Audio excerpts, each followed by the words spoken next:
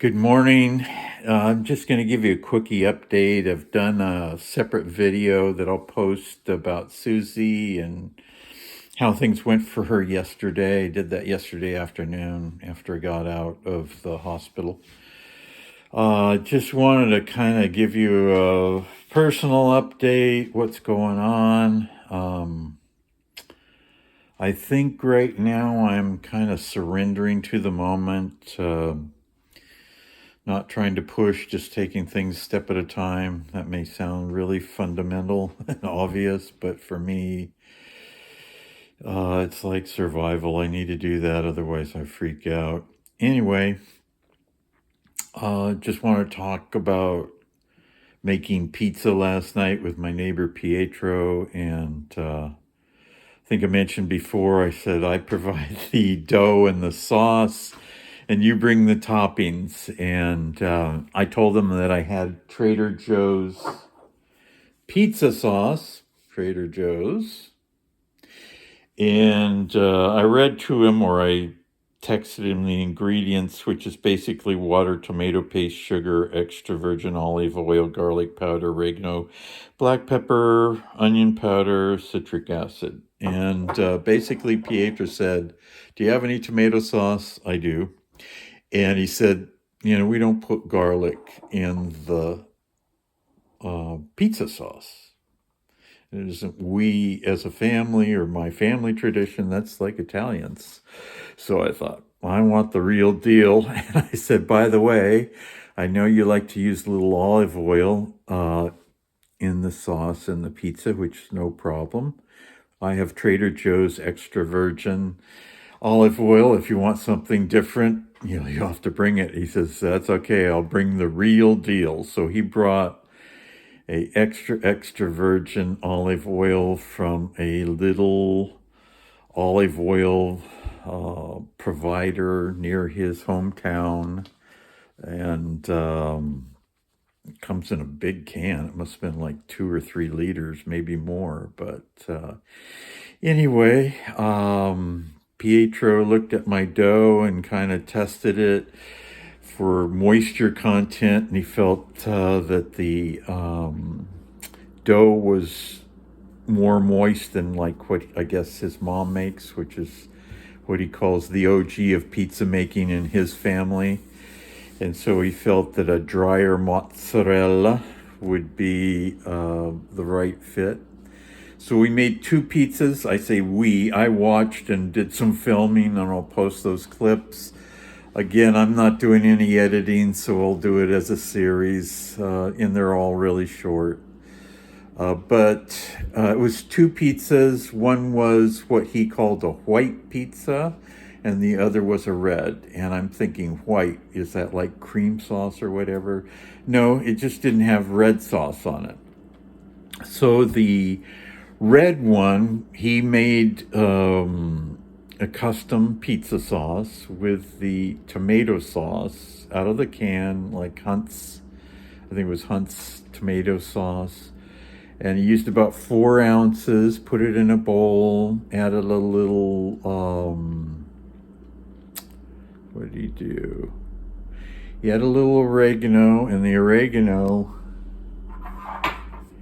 is wild oregano from the hills or mountains of Italy, something his family collected, grows wild. There are other herbs in here as well that grow wild. So the flavor is off the charts. And he gave me that because he says he doesn't cook enough to justify it or whatever. It's truly appreciated. So a little bit of the wild oregano, a little bit of salt. He tested it or tasted it with a small spoon, and he determined that it was a little too acid. So he asked me if I had some sugar, and he added like a teaspoon or so of sugar, stirred that in. He added just a drizzle of olive oil. Again, another small spoon tasting to see how it was. I think he added some salt. I don't know if I mentioned that. So then, okay, pasta sauce or pizza sauce is ready to go. So, I had things set up and it was totally not the norm. I improvise. I don't have all the regular tools. So basically, you're putting this round ball of dough on a piece of parchment paper and spreading it out. We aren't making it round, it's square. And I say we, I'm not doing it, Pietro is. And so he's pressing it out using a little olive oil. And I've dusted the parchment paper with some flour so, it releases from the parchment paper. And then the red pizza was pizza sauce, normal amount that you would put on a pizza, and spreading it pretty close to the edge so you don't have a lot of exposed dough. And then he added thinly sliced red onion, a little bit of salt, a little more wild oregano, I believe. The sliced mozzarella kind of broken into pieces about the size, a little larger than the size of a quarter or a 50-cent piece, maybe like the diameter of a golf ball kind of size. And I think that was, and gave it a drizzle when everything was done, a thin drizzle of extra virgin olive oil from his hometown. So that was the red one. And then the white one was thinly sliced, about, I don't know, a little thinner, maybe a quarter inch, I don't know, shiitake mushrooms. We got a big thing of shiitake mushrooms at Costco. And he put at least 1.5 inch thick layer of these shiitake mushrooms all over the top of this pizza. And a little salt, I think a little oregano, put on the mozzarella about the same size, golf ball diameter size-ish, and a light drizzle of the extra virgin olive oil, or extra, whatever, I'm confused. And then we baked it at each one individually at about 525 degrees in the oven. The red one went for about, I'm thinking about 9 minutes. At least that's the recipe. I forgot to set the timer, and I'm so engrossed in conversation with him, I'm totally losing track. So there was a moment there where I thought, whoa, I forgot to set the timer. And 500 degrees, things happen quickly, or 525.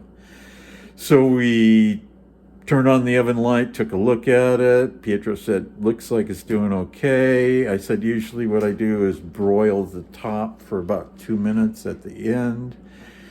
And I think we took it out of the oven. He took a look at it. He says, yeah, we're close. Why don't we put it in on broil and do it for about 1 minute? So that's what we did. And then after it broiled, we took it out, let it rest. And in the meantime, we put in the white pizza at the 525 oven temp and baked that for 11 minutes. He said at about the 9-minute mark, it could go about another 2 minutes, which we did. And then let that rest, and he cut it into like 6 pieces. And I'm going to tell you, this is no false flattery. This was absolutely the best pizza I've ever had. I was so blown away. I tend to do put a lot of different junk on my pizzas. This was like simple, high quality ingredients. And man, it was just amazing. I usually like to dump a bunch of red pepper flakes, red chili flakes on my pizzas because I like things spicy. I didn't put anything on it. Pietro said you might want to hit it with a little more salt because I went light on the salt. And I hit it with a little more salt, and it was just blew me away. I just thought, wow, this is how you make pizza. Unbelievable. Best pizza I've ever had. And great conversation. So Anyway, that's the personal update. One other thing, went out in the garden this morning and I've got critters. I don't know if you can see that, but something's chewing on tomato. Okay, so I harvested some of my tomatoes. These are Juliet cherry tomatoes, and the red one right there is one that I harvested about a week or 10 days ago, and all of these will become red like that. And then these are a different variety. These are ones that I harvested about a week or 10 days ago. They might be ready. I have yet to have one of these, so I'm going to wait probably another 5 days, see what happens. But all of these will turn color as well. Here's some that I harvested about, I don't know, a week or so ago. You can see they're much more kind of a golden orange. And then I discovered a pretty big zucchini, so I'll be having that in the future. And we had a couple of pieces of pizza left. So Pietro took a couple slices home and I have a couple slices. So tonight that'll be dinner with a nice salad. Anyway, today, what's the agenda? 11 o'clock appointment at Social Security, begging for getting Susie on Plan B. Usually they give you the rap that you can do it only at 3 times when you're 65 during open enrollment, and if your spouse is on some kind of a group plan, you can get in that way. But I have information to the contrary, that there have been people that have been able to get on Part B in the middle of the year outside of open enrollment, and I've gotten that data from more than one person. And because of HIPAA, they can't tell you who that was. So anyway, I'm going to an appointment, which I haven't had. I've just done the walk-in thing. So hopefully we can make that work. I've told Susie that I need to do grocery shopping before she comes home. I'm trying to load up on some of the things that are non-perishable, like canned beans and grains like rice and non-perishable stuff. So when I go to the store in the future, it's just picking up perishables, so that'll make it quicker and easier. And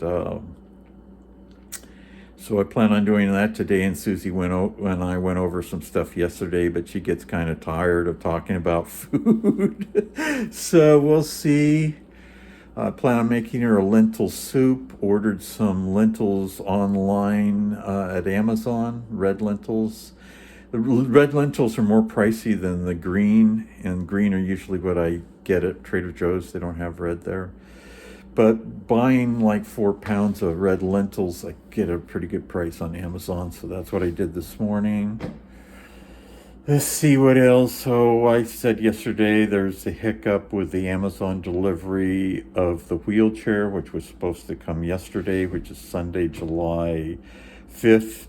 Today is Monday, July 6th.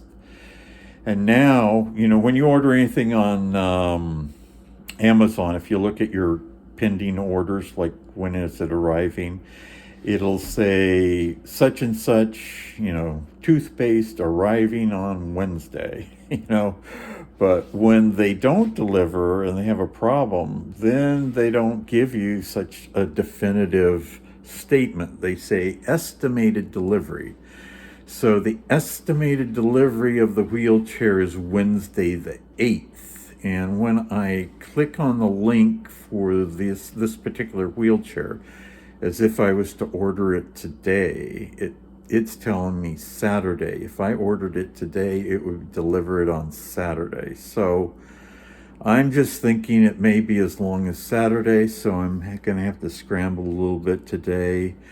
This afternoon, I let the case manager know that I was occupied this morning with this Social Security thing, so they've scheduled all the therapy sessions for this afternoon, and basically it's titled Caregiver Training. That's me, and it's physical therapy, occupational therapy, and speech therapy. So it's sink or swim time almost. I've made an appeal to the case manager and the medical social worker that may need to delay the Discharge date of Susie because one, the wheelchair issue, and also my bed. I ordered that on Friday, and the owner's the person that delivers and setup, and he wasn't there on Friday, so I'll find out today if he can deliver tonight or deliver tomorrow. Deliver and setup. I mean, it comes in pieces.